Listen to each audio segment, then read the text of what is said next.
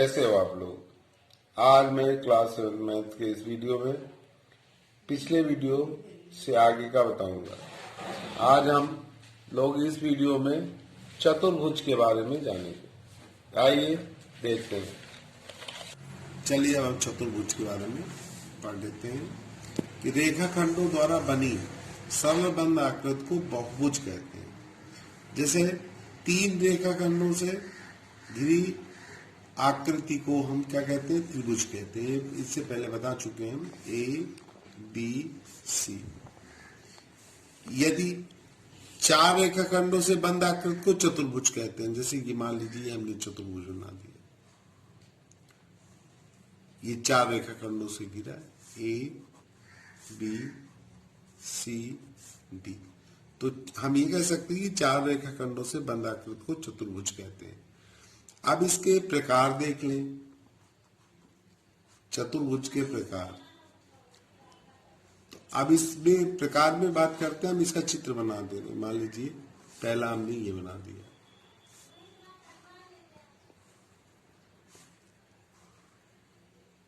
ये बना दिया ए बी सी डी। अब ये जो है हम ये कह सकते हैं कि ये आपका यह पढ़ चुकी है, इसको क्या कहते हैं? इसको ये हमारा कहलाएगा आयत। अगर इस आकृति की बात करते हैं, एक आकृति और बना देते हैं। इसमें ए बी सी डी, ये भुजा, प्रत्येक भुजा जो है ये बराबर है, और ये कोण जो है कितने अंश का है? 90 डिग्री का। प्रत्येक कोण 90 डिग्री का है।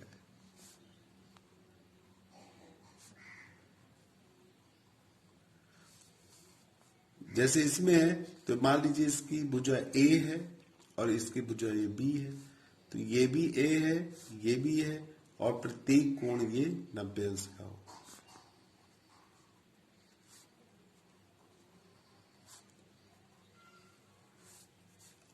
अगर सम्मुख शीर्ष, देखिए ये शीर्ष हैं, अगर इस चतुर्भुज के शीर्ष तो ए बी सी डी, ये शीर्ष कहलाते हैं।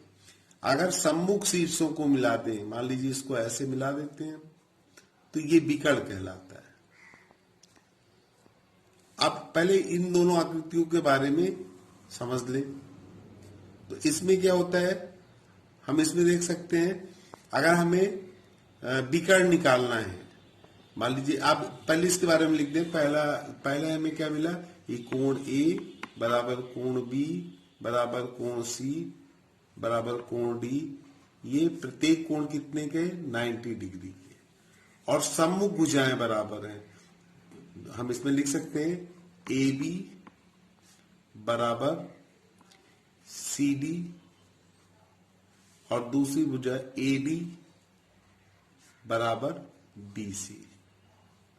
जो विकर्ण है ए सी बराबर होगा बी डी के, अर्थात जो ये क्या है? आयत है। तो आयत में सम्मुख भुजाएं बराबर होती हैं, विकर्ण बराबर होते हैं, और विकर्ण जो है एक दूसरे को समद्विभाजित करते हैं, और इनके जो बीच का कोण, ये कोण होगा, ये 90 डिग्री का होता है।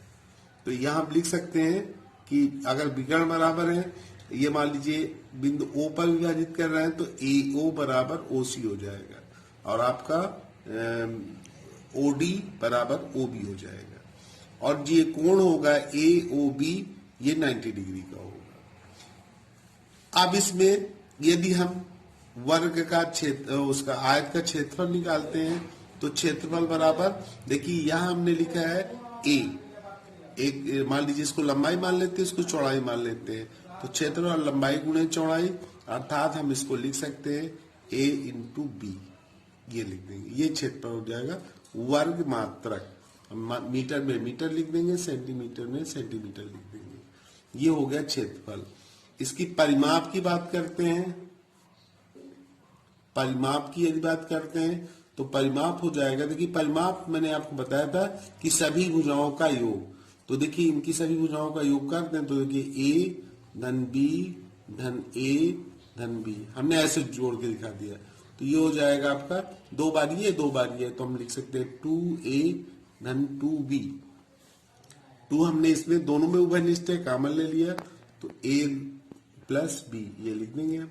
यानी कि इसी को हम लिख सकते हैं 2, a को हमने लंबाई को ऐसे दिखाया, चौड़ाई को b से, तो ये लिख सकते हैं।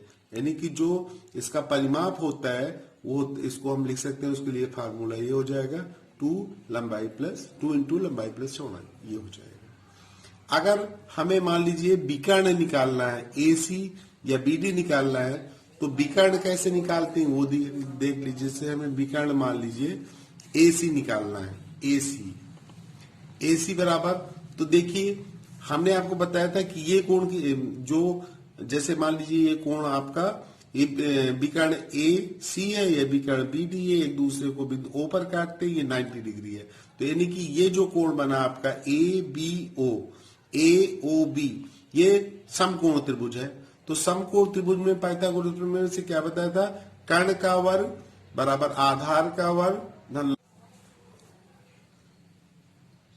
तो ये विकर्ण AC निकालना। तो अगर हम ले लें, देखिए ये भी मैंने रहता है, ये भी 90 डिग्री होता है, लेकिन अब हमको ये नहीं मालूम है, ये नहीं मालूम है, तो हम इसको इस तरह भी, तो अगर ये हमें जो है नहीं, हमें पूरा निकालना है, विकर्ण AC निकालना है, ये निकालना है।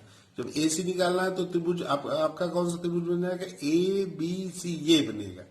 तो अब इसके पाइथागोरस प्रमेय का प्रयोग करके निकाल लेंगे। तो देखिए ये आधार हो गया, ये लंब हो गया, ये कर्ण हो गया। तो हम लिखेंगे विकर्ण मतलब ये कर्ण, तो विकर्ण बराबर हो जाएगा, क्या होता है, हम लिख देंगे कर्ण रूट के अंदर हम लिखेंगे इसको, जैसे विकर्ण आपका AC हुआ, तो AC बराबर हो जाएगा AB स्क्वायर धन BC स्क्वायर। यहां लिख देंगे AB square plus BC square, ये लिख देंगे। अर्थात ये हो जाएगा, ये हमारा AB स्क्वायर, A लिखा है A स्क्वायर, और ये हो जाएगा B स्क्वायर, और ये हमने लिखा है AC। अगर नहीं समझ में है तो इसको ऐसे अलग बना लेते। देखिए हम इसी चित्र को अलग बना दे रहे हैं, ये ऐसे बना है, ये आपका है A, ये B, ये C, ये 90 अंश का है, 90 डिग्री है, अर्थात ये समकोण त्रिभुज ABC हो गया। तो AC कर्ण है, तो आपने पढ़ा है पाइथागोरस में प्रमेय में कि कर्ण का वर्ग बराबर आधार का वर्ग धन लंब का वर्ग। ये कर्ण कितना है, कर्ण नहीं मालूम है तो निकालना, AC है तो AC स्क्वायर कर देंगे। आधार कितना है, आधार अब चाहे इसको दिखा दीजिए, चाहे इसको दिखा दीजिए, तो ये हो जाएगा, हमने दिखा दिया AB स्क्वायर, और धन इसको हमने BC स्क्वायर दिखाएंगे। तो केवल AC बराबर निकालेंगे, तो यहाँ वर्ग हटाएंगे तो ये दोनों ये रूट चिन्ह आ जाएगा, AB square plus BC square. अगर इसका मान रख देंगे तो AC बराबर क्या हो जाएगा, AB की जगह हमने क्या लिखा है A, तो A square plus B square, ये लिखिए, ऐसे निकाल लेंगे हम इसका विकर्ण। अब चलिए वर्ग के बारे में बात करते हैं। देखिए ये आकृति जो है, अब वर्ग में क्या होती है, इसकी क्या विशेषता है, वर्ग में क्या होता है, देखिए ये भुजा, ये भुजा, ये भुजा, ये भुजा, अर्थात हम दिखा दें AB बराबर BC बराबर CD बराबर AD, ये प्रत्येक भुजा बराबर होती है वर्ग में, पहली स्थिति हो गई। दूसरा क्या है, दूसरी कंडीशन क्या है, इसके प्रत्येक कोण A बराबर कोण B बराबर कोण D बराबर कोण C, ये प्रत्येक 90 अंश के होते हैं। और तीसरा है विकर्ण AC बराबर विकर्ण BD, ये भी बराबर होते हैं। तो अंतर क्या है, वर्ग में और आयत में क्या अंतर है, केवल अंतर यही कि इसमें सम्मुख भुजाएं बराबर होती हैं और इसकी सभी भुजाएं बराबर होती हैं। बाकी सब चीज वही है जो आयत में थी कंडीशन, आपकी जो स्थितियां थी वही कंडीशन इसमें भी है। अब इसमें अगर इसको मान लीजिए इसकी भुजा हमने A दिखा दिया तो सभी A हो जाएंगी, तो अगर इसका हम परिमाप निकालते हैं, परिमाप तो सभी भुजाओं का योग a plus A plus A plus A plus A कर देंगे। a तो ये 4a हो गया। a हमने भुजा दिखाया है तो 4 इंटू भुजा, यानी कि 4 गुणे भुजा कर सकते हैं। तो ये इसका परिमाप हो गया। अगर हमें मान लीजिए इसका क्षेत्रफल निकालना है तो क्षेत्रफल बराबर लंबाई गुणे चौड़ाई लिख दिया हमने, तो a इंटू ए अर्थात a स्क्वायर, यानी कि ये हो जाएगा भुजा का वर्ग। तो क्षेत्रफल बराबर भुजा स्क्वायर लिख सकते हैं। अगर हम विकर्ण निकालना है हमें विकर्ण, तो विकर्ण में वही पाइथागोरस प्रमेय की सहायता से निकाल लेंगे। ये हो जाएगा। अब इसका विकर्ण देखिए, अब ये हमारा ये भी भुजा है तो a स्क्वायर, और लंब और आधार दोनों a ही होंगे तो a स्क्वायर। तो इसको हम लिखेंगे 2a स्क्वायर। यहाँ समझने वाली बात है, कभी कभी विकर्ण देकर विकर्ण दे देते हैं और भुजा पूछ लेते हैं। कभी कभी क्या होता है, भुजा देकर विकर्ण पूछ लेते हैं। तो देखिए ये तो बाहर आएगा नहीं, a स्क्वायर है, 2 बार है a के बाहर हो जाएगा, a√2 लिख देंगे, ऐसे लिख सकते हैं। यानी कि विकर्ण जो वर्ग का विकर्ण हुआ है a√2 होता है, यानी कि भुजा का √2 गुना। तो अगर हमें कभी कभी ऐसा आता है भुजा दे दिया विकर्ण पूछ लिया तो तुरंत जितनी भुजा √2 कर दीजिए उसमें। जैसे 6 सेंटीमीटर का वर्ग है, विकर्ण पूछ रहा है तो क्या हो जाएगा, 6√2 हो जाएगा उसका विकर्ण। अगर मान लीजिए विकर्ण 6√2 दिया है और भुजा पूछ रहा है तो भुजा क्या हो जाएगा भाई, √2 गुना होता है तो √2 से भाग दे देंगे, यानी कि 6 आ जाएगा। तो इस तरह के प्रश्न से बन सकते हैं और हम भाई परिमाप निकाल सकते हैं, क्षेत्रफल निकाल सकते हैं, विकर्ण निकाल सकते हैं।